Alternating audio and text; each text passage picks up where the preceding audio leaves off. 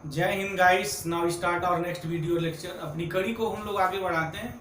Again हमने marvellous question pickup किया हुआ है। इसके पहले हम लोगों ने जो है कन्वर्जेंस ऑफ द सीरीज के बारे में बात की। वो सीरीज थी मेरी अल्टरनेटिंग सीरीज। इसके पहले हम लोगों ने उस सीरीज के बारे में बात की थी जिसके ईच टर्म पॉजिटिव हुआ करते थे। तो हमने अब बात की कि कब कोई सीरीज हमारा एब्सोल्युटली कन्वर्जेंट कब कहेंगे, कंडीशनली कन्वर्जेंट क्या है, उसकी क्राइटेरिया क्या है। उसमें हम लोगों ने देखा है बड़ा फेमस टेस्ट है जिसको हम लोग लेबनिज टेस्ट के नाम से जानते हैं कि जब भी कोई अल्टरनेटिंग सीरीज है, मतलब जिसमें पॉजिटिव और निगेटिव टर्म्स अल्टरनेटिवली गिवन है, तो वहाँ हम लोग जो है लेबनिज टेस्ट लगाते हैं। अभी हमने कुछ क्वेश्चन पिकअप किया हुआ है, देखते हैं। जैसे पहला हमारा क्वेश्चन है, this is the alternating series here. अब मुझे इसका टेस्ट करना है कि ये सीरीज क्या है, एब्सोल्युटली कन्वर्जेंट है या नहीं है। या यहाँ तो सिंपली लिखा है convergence of the series this much. तो यहाँ जो यूएन गिवन है फर्स्ट टर्म में, फर्स्ट सीरीज में, u n is equal to -1 raise to the power n plus 1 factorial n square upon factorial 2n। तो अगर हम लोग मॉड ऑफ यूएन की बात करें तो ये हो जाएगा factorial n square upon factorial 2n।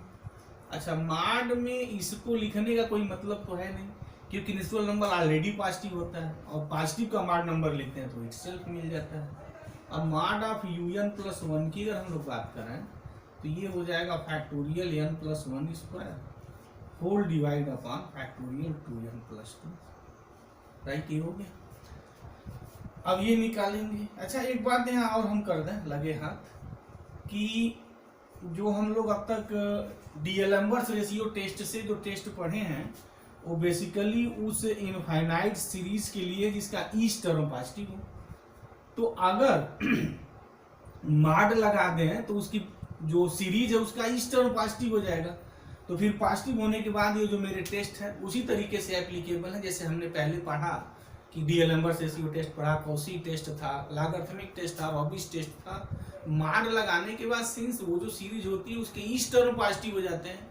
तो अगर ईच टर्म अगर पॉजिटिव हो गया तो पॉजिटिव टर्म सीरीज के जितने टेस्ट हैं यहाँ वो टेस्ट एप्लीकेबल हो जाएंगे। This concept keep in mind.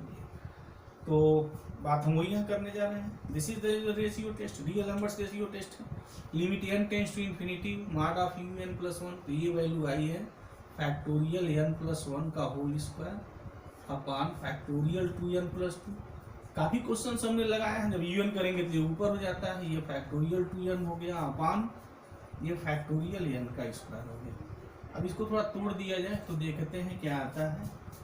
तो अभी मेरा ये हो गया limit n tends to infinity mod of un plus 1 upon un limit n tends to infinity.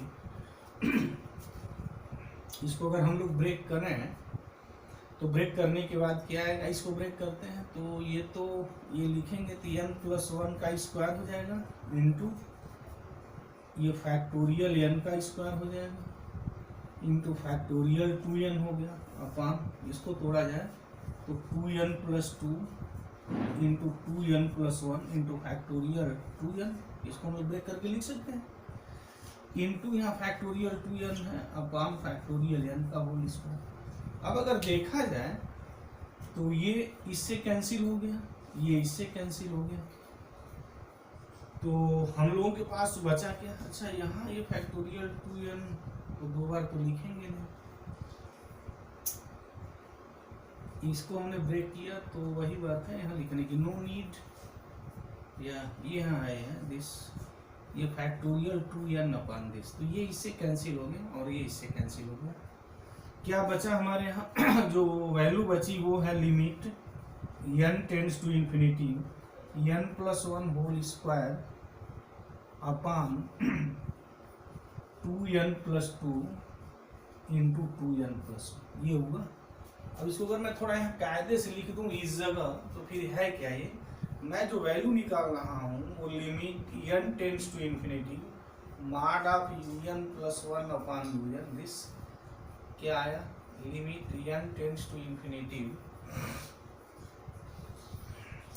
n plus 1 whole square. n अगर मैं बाहर खींच लूँ तो 1 प्लस 1 बाई n स्क्वायर और नीचे यहाँ से 2n कॉमन कर लें और यहाँ से 2n, तो ये मेरा हो जाएगा टोटल 4n² हो जाएगा और 1 + 1/n हो जाएगा। और वहाँ से अगर 2n मैंने बाहर खींचा है लास्ट इस ब्रैकेट से, तो 1 + 1/2n यहाँ हो जाएगा, ये कैंसिल हो जाएगा इससे। अच्छा यहाँ तो वैल्यू 1 हो जाएगी, ये 0 ये 0 ये भी 1 हो जाएगा, तो 1/4। और सबको पता है 1/4 लेस देन 1। तो डीएलएम्बर्ट्स रेशियो टेस्ट ये कहता है कि अगर limit n tends to infinity un + 1/un less than 1 हो। अच्छा माड के लिए बात वही है, अगर लेस देन 1 है तो वो सीरीज कन्वर्जेंट हो जाएगी, अगर ग्रेटर देन 1 है तो डाइवर्ज हो जाएगी, चाहे = 1 आ जाएगा तो बात वही, टेस्ट फेल हो जाएगी। तो 1/4 लेस देन 1, इसकी मीनिंग जो सीरीज जो फर्स्ट है ना वो एब्सोल्युटली कन्वर्जेंट है।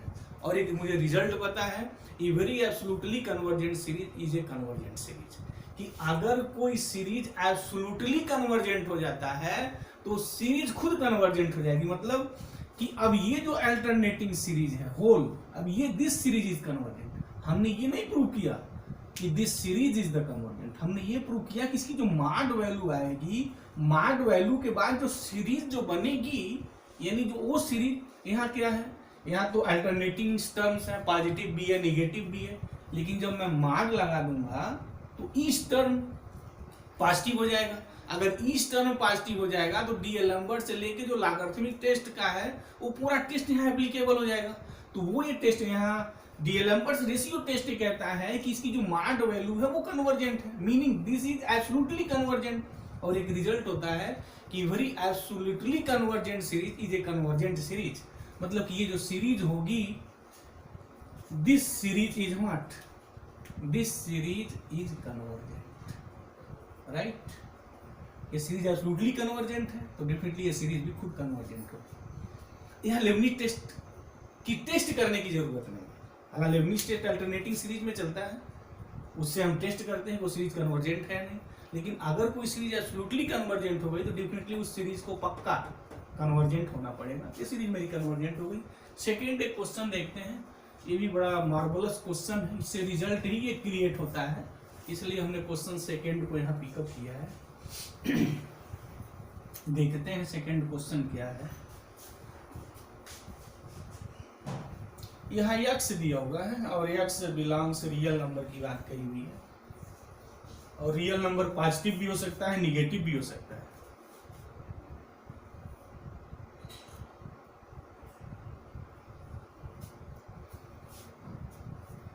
चलते हैं टेस्ट करते हैं, देखते हैं। यहाँ un क्या है, what is the un here, यहाँ un है x⁴n बाई फैक्टोरियल। अच्छा un + 1 क्या है, अच्छा माड ले लें तो mod of un + 1 mod of x⁴n by factorial है। अच्छा एक बात यहाँ लिख ही लें साथ साथ, ये mod of x⁴n upon factorial है, mod हट जाएगा क्योंकि n नेचुरल नंबर है और n natural number naturally positive होता है। और यहाँ mod of un + 1, ये mod of यहाँ n + 1 हो जाएगा अपॉन फैक्टोरियल n + 1 हो जाएगा। This again factorial n + 1 absolute value से mod से बाहर हो जाएगा। अब मुझे इसकी तलाश है, limit n tends to infinity mod of un + 1 upon un, ये निकालने जा रहा है। तो ये हो गया limit n tends to infinity mod of x⁴n + 1 this upon factorial n + 1 into mod of un निकालेंगे तो ये फैक्टोरियल n है और अपॉन mod of x⁴n। अगर मैं इसको सॉल्व करूं तो इसकी वैल्यू क्या आएगी, limit n tends to infinity, ये हो जाएगा mod of x, और इसको अगर ब्रेक करके अगर इसको सॉल्व करें तो ये क्या हो जाएगा हमारा, ये हो जाएगा n + 1 दिस। अच्छा n इन्फिनिटी की ओर टेंड कर रहा है, तो अगर मैं इस चीज को लिखूं तो ये हो गया mod of x upon this tendings to infinity. अच्छा 1 अपॉन इन्फिनिटी टेंडिंग्स टू 0, लेकिन अगर mod x अगर x खुद 0 हो गया तो 0 अपॉन इन्फिनिटी, तो फिर this is a problem here. तो वहाँ क्या होगा, तो उसके लिए अलग से देखना पड़ेगा। अगर x अगर 0 नहीं है, अगर x कोई भी रियल नंबर है तो 1/∞ इज 0, और 0 into any real number not is equal to 0 that is equal to 0। ये 0 बाय इन्फिनिटी लिखेंगे, दिस इज द प्रॉब्लम ये। तो x अगर 0 नहीं है तो फिर क्या होगा, इसकी वैल्यू 0 हो जाएगी, this is equal to 0 and 0 less than 1 है ये बात, 0 ऑलवेज लेस देन 1 हियर। अगर x 0 नहीं है तो इसकी जो लिमिट की जो वैल्यू आई, this is the less than 1।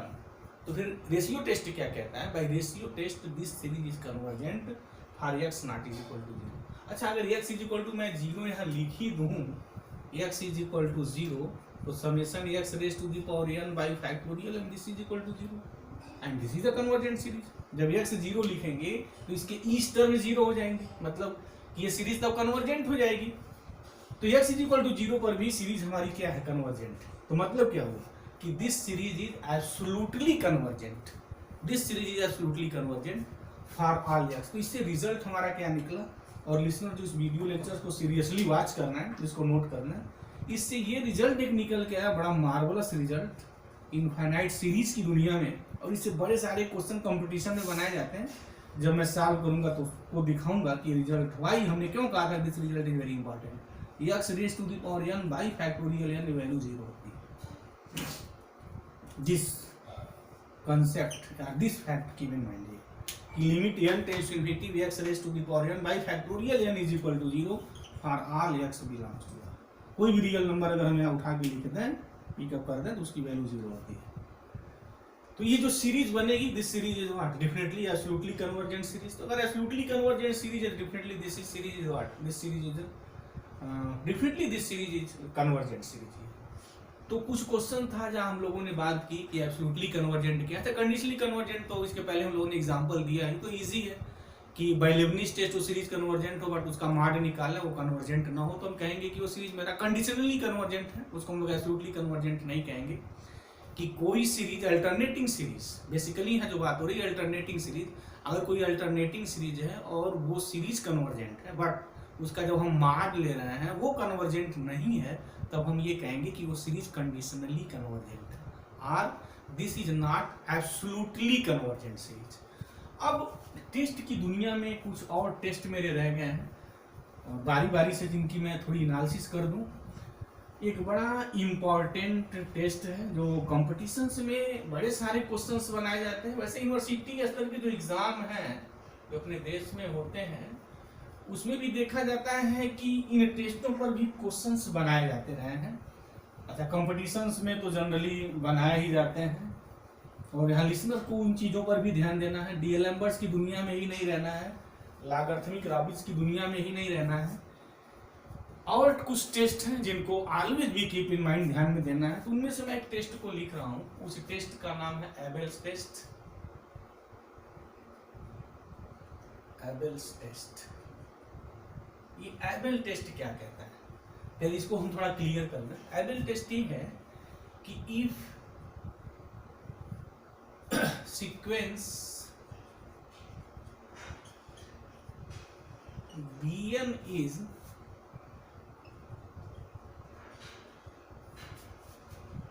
monotone bounded or monotonically bounded and series summation an is convergent, then the series summation en into bn is convergent। ये बात आई है। अब इसके स्टेटमेंट को बड़े कायदे से समझते हैं, क्योंकि जब हम एप्लीकेशन पार्ट पे वर्क करेंगे तो उसके स्टेटमेंट से मतलब है, और उसके एक वर्ड्स हम बार बार कहते रहते हैं कि जो डिफिनीशंस में, स्टेटमेंट्स में, थ्योरम्स में जो वर्ड्स होते हैं ना, उन्हीं पे सारी गेम खेली जाती है। तो वो गेम जो शब्द की महिमा है, तो यहाँ फिर देखते हैं क्या क्या कंडीशंस इन्वॉल्व है। वो कंडीशंस को ऑलवेज कीप इन माइंड। किसी भी टेस्ट का हो, कोई भी रिजल्ट हो, जो उसमें वर्ड्स हैं, जो की वर्ड्स हैं, ऑलवेज कीप इन माइंड रहने ही चाहिए। जैसे यहाँ एबेल टेस्ट में क्या कहा है कि if sequence Bn is monotone bounded, यहाँ मोनोटोन बाउंडेड की बात आई है, सिर्फ बाउंडेड नहीं लिखा है। सॉरी, अगर ये टेस्ट अप्लाई कर रहे हो और सीक्वेंस अगर आपके पास बाउंडेड है और वो मोनोटोन है या नहीं, ये आपने अगर टेस्ट नहीं किया है तो एबेल टेस्ट मत लगाइएगा, क्योंकि ये बिगिनर स्टूडेंट को बहुत सारा कंफ्यूज करता है कि वो टेस्ट को लगा देते हैं बट रिजल्ट गलत पाते हैं और बाद में सोचते हैं कि अरे ये तो मैं एबल टेस्ट लगाया क्यों गलत आया, यही तो मेरा स्टेटमेंट था एबल टेस्ट करूँ। Sorry, always keep in mind अगर बाउंडेड है तो उसके पहले यहाँ मोनोटोन जुड़ा हुआ है कि सीक्वेंस मोनोटोन होना चाहिए, या मोनोटोनिकली इंक्रीजिंग हो और मोनोटोनिकली डिक्रीजिंग हो, बाउंडेड हो। अगर कोई सीक्वेंस मोनोटोन हो गया फिर ऑक्सीलेटरी नहीं होना चाहिए, तो फिर ये Bn आप ऑक्सीलेटरी सीक्वेंस नहीं ले सकते हैं। This fact keep in mind.